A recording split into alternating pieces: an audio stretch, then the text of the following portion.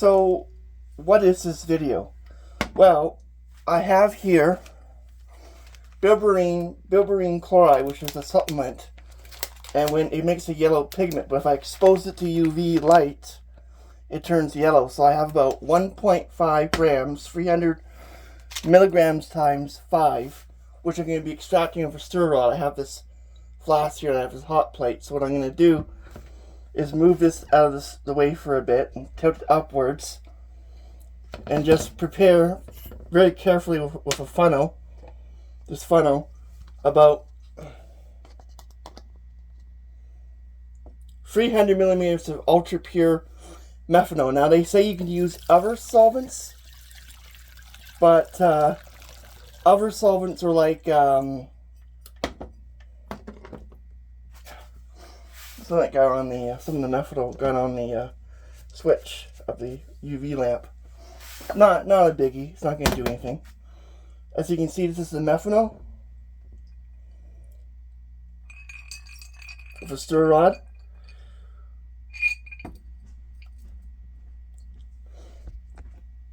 Now, I have these capsules. What are these capsules? They're the berberine compound.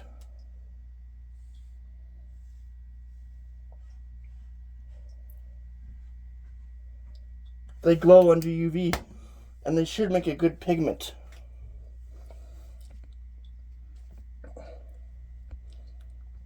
Now you can see it properly with a better angle.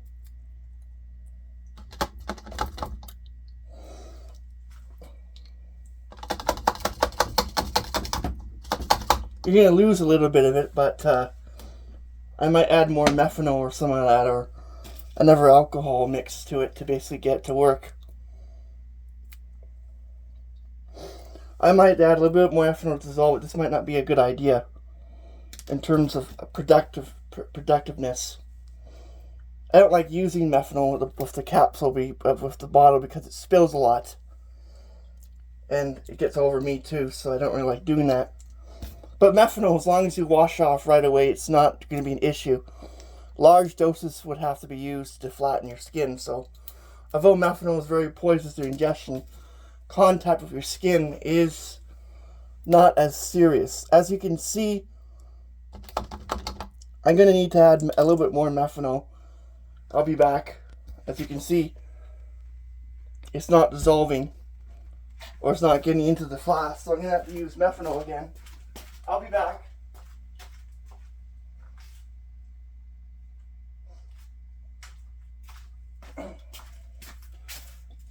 I'm back.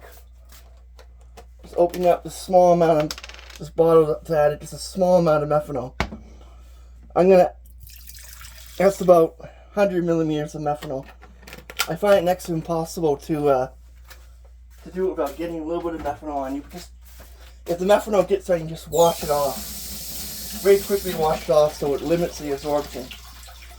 It's toxic by ingestion, but it's not that toxic by exposure to skin contact. There is going to be a problem that some of a couple grams or maybe a few 0.1 grams of the stuff will stay on the funnel no matter what you do.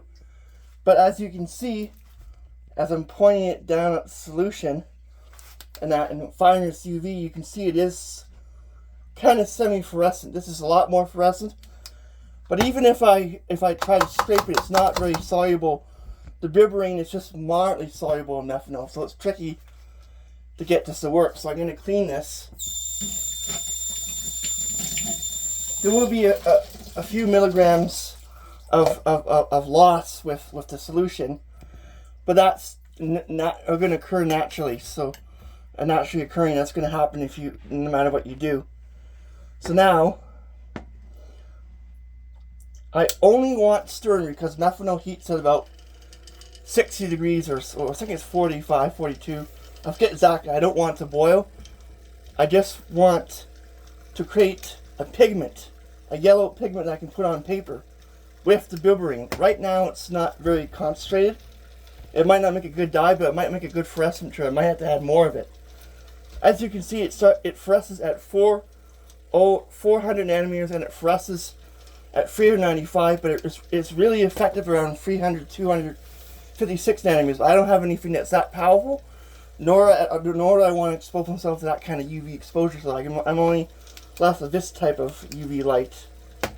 But it is a good method of taking Berberine chloride, which the only other compound it's soluble in is DMSO, dimethyl sulfur oxide, which is very expensive on eBay or Etsy. So it's like, this is probably about 1.2, 1.3 grams, roughly, of the Berberine compound dissolved in about 400 milliliters now of methanol. The methanol is preferred because 20 grams of Berberine chloride per milliliter will dissolve, so that's the excess amount of alcohol needed to dissolve it.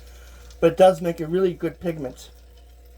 Experimental, I never thought that'd be possible. Like, I just found, you have to be careful with the sellers. Some sellers on Etsy will sell you stuff that's not, I don't want to say fraudulent, but not the ideal stuff that you want to get. They might sell you something that's totally different. So I checked all the reviews, and the reviews were saying this was getting 5 out of 5 for about 120 views.